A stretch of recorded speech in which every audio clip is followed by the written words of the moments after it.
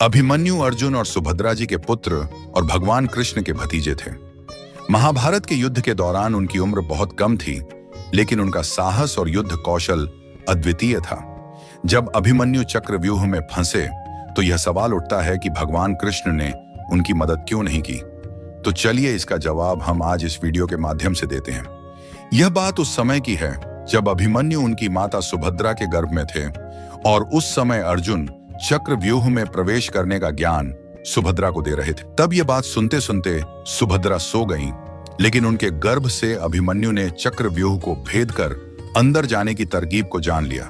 किंतु जब अर्जुन चक्रव्यूह से बाहर आने की शिक्षा देने जा रहे थे, तब उन्होंने देखा कि सुभद्रा सो गई हैं। इसलिए वे वहां से चले गए और अभिमन्यु चक्रव्यूह से बाहर आने के ज्ञान से वंचित रह गए।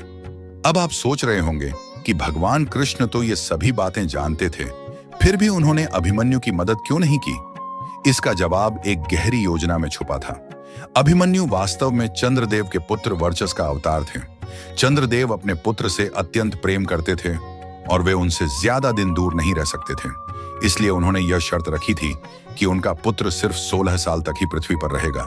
भगवान कृष्ण को इस शर्त की जानकारी थी और इसलिए चंद्रदेव की बात का मान रखने के लिए उन्होंने अभिमन्यु की मदद नहीं की।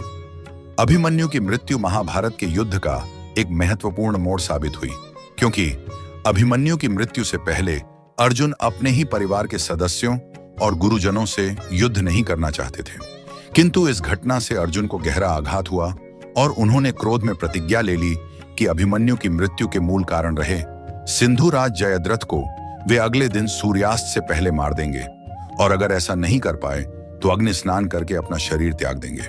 क्या वे ऐसा कर पाए और किस प्रकार भगवान कृष्ण ने अर्जुन की इस प्रतिज्ञा को पूरा करने में मदद की? इस बात को जानने के लिए यह वीडियो देखें।